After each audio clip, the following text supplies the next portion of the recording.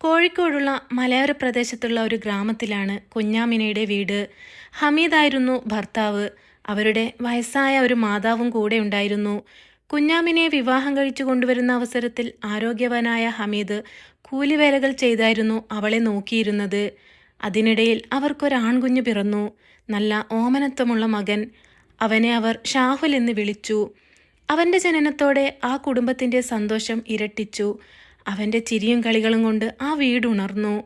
അവൻ്റെ കുഞ്ഞിക്കാലുകൾ പിച്ചവെക്കാൻ തുടങ്ങിയപ്പോൾ മുറ്റത്തൊക്കെ അവൻ ഓടി നടന്നു.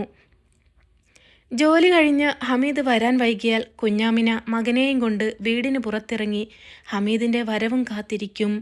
രാത്രിയിൽ തെളിഞ്ഞു നിൽക്കുന്ന അമ്പിളിമാമനെ കാണിച്ച് തിന്നാതെ വാശി പിടിക്കുന്ന അവന് ചോറ് വാരി നൽകും. ഹമീദിൻ്റെ കയ്യിൽ ഭാര്യയ്ക്കും മകനും കൂടാതെ ഉമ്മയ്ക്കുള്ള എന്തെങ്കിലും പലഹാരപ്പൊതി ഉണ്ടാകും. അതൊക്കെ അവർ ഒന്നിച്ചിരുന്ന് കഴിക്കും. ഉമ്മയ്ക്കും ഭാര്യ കുഞ്ഞാമിനയ്ക്കും മോൻ ഷാഹുലിനോടുമൊത്ത് സന്തോഷത്തിൻ്റെ നാളുകൾ അങ്ങനെ കഴിച്ചുകൂട്ടവേ കാലം അതിൻ്റെ വേഗതയിൽ കടന്നുപോയി. സന്തോഷത്തോടെയുള്ള അവരുടെ ജീവിതത്തിന് കണ്ണേറ് തട്ടി. ഹമീദിന് എന്തോ ഒരസുഖം പിടിപെട്ടു. മകന് 10 വയസ്സുണ്ടാകുമ്പോൾ ഭർത്താവായ ഹമീദ് ആ അസുഖം മൂലം മരണപ്പെട്ടു. ഏറെ വൈകാതെ ഹമീദിൻ്റെ ഉമ്മയും ഇഹലോകവാസം വെടിഞ്ഞു. മകൻ ഷാഹുലിനെ പിന്നെ കഷ്ടപ്പെട്ടാണ് ഉമ്മ വളർത്തിയത്. പരിസരത്തുള്ള വലിയ വലിയ വീടുകളിൽ വീട്ടുജോലിക്ക് നിന്നാണ് അവർ ഷാഹുലിനെ വളർത്താനും പഠിപ്പിക്കാനും വക കണ്ടെത്തിയത്. ഷാഹുൽ അങ്ങനെ 10ാം ക്ലാസ്സും +2വും കഴിഞ്ഞു.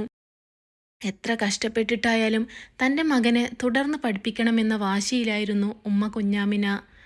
തുടർന്നവൻ പട്ടണത്തിൽ കോളേജ് പഠനത്തിനായി ചെന്നു. ഉമ്മയുടെ ആശയ്ക്കും പ്രതീക്ഷയ്ക്കുമൊത്ത് അവൻ ഉയർന്നു. എല്ലാ ക്ലാസ്സുകളും നല്ല മാർക്കോടെ അവൻ പാസ്സായി. ഇപ്പോൾ ഷാഹുൽ ആ കോളേജിൽ ഫൈനൽ ഇയർ PG ചെയ്യുകയാണ്. അവൻ്റെ സൗന്ദര്യവും മിടുമിടുക്കും സ്മാർട്ട്നെസ്സും കണ്ട് ഒരു പെൺകുട്ടി അവൻ്റെ പിന്നാലെ കൂടി. ആ ജില്ലയിൽ തന്നെ പേരെടുത്ത വ്യാപാരിയും വ്യവസായിയുമായ ഷാജഹാൻ മുതലാളിയുടെ മകളായിരുന്നു അവൾ, ഫിദ ഷാജഹാൻ.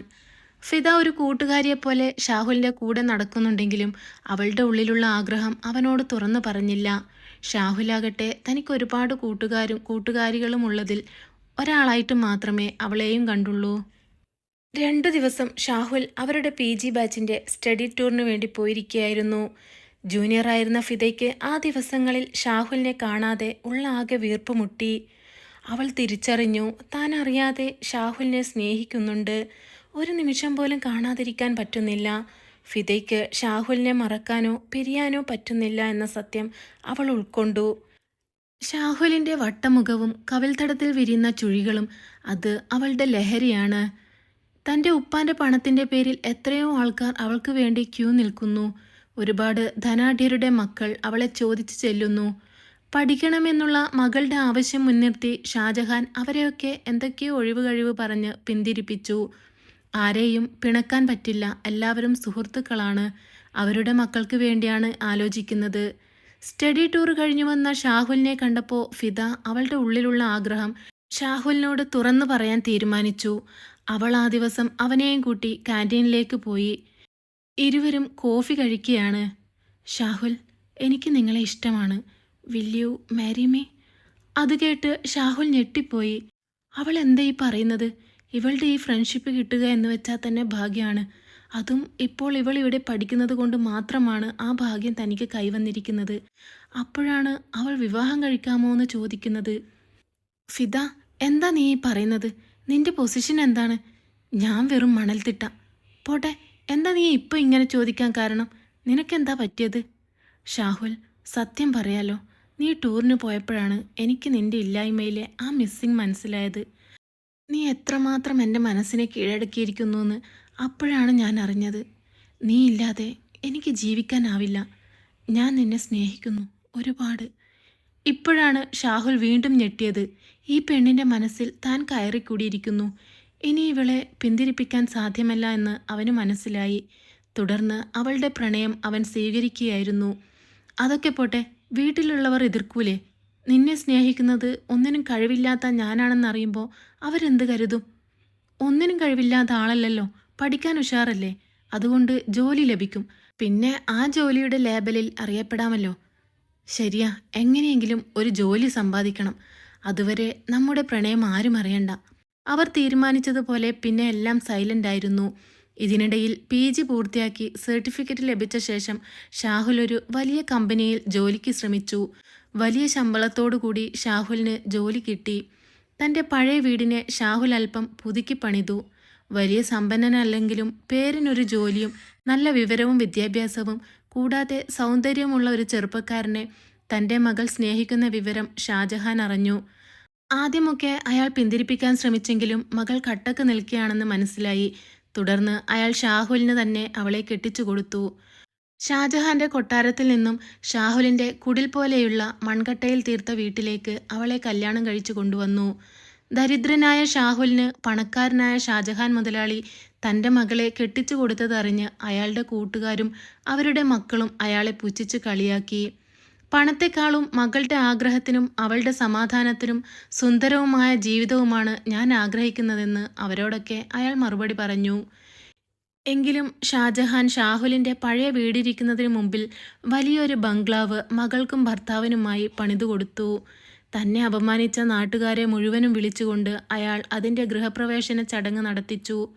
പുതിയ വീട് കെട്ടി താമസം തുടങ്ങിയതോടുകൂടി ഫിദയും ഷാഹുലും സമൂഹത്തിൽ അവരുടെ നില മെച്ചപ്പെടുത്തി. അങ്ങനെ ഷാഹുലും ഭാര്യയും ഷാഹുലിൻ്റെ ഉമ്മയും അവിടെ താമസം തുടങ്ങി. വാർദ്ധക്യം ബാധിച്ച കുഞ്ഞാമിനുടെ പെരുമാറ്റങ്ങളൊന്നും മരുമകളായ ഫിദയ്ക്ക് അത്ര കണ്ടു പിടിക്കുന്നില്ല. അവരുടെ കുഴമ്പ് മണമുള്ള ദേഹവും മുറുക്കാൻ തിന്നുന്ന സ്വഭാവവുമൊന്നും ഫിദയ്ക്ക് ഉൾക്കൊള്ളാൻ പറ്റുന്നില്ല.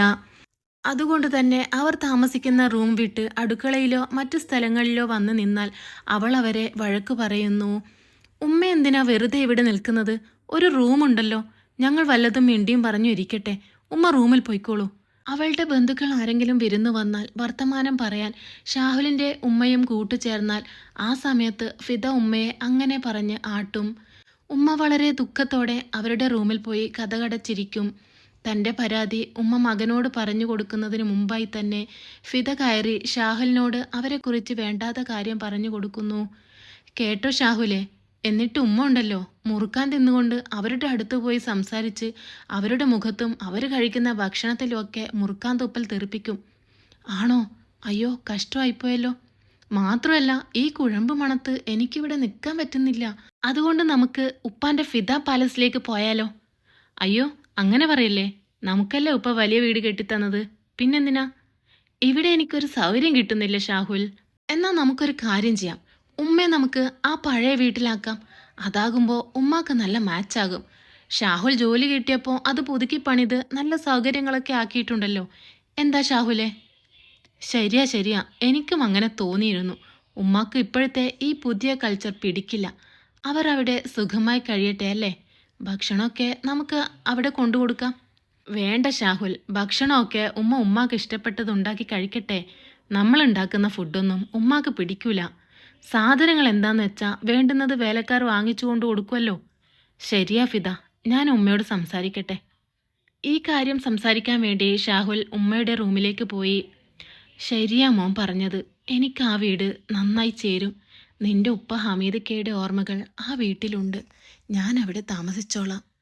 അതും പറഞ്ഞ് ആ ഉമ്മ തൻ്റെ പഴയ വീട്ടിലേക്ക് നടന്നുപോയി. ഫിദയ്ക്ക് അത് കണ്ട് സന്തോഷമായി.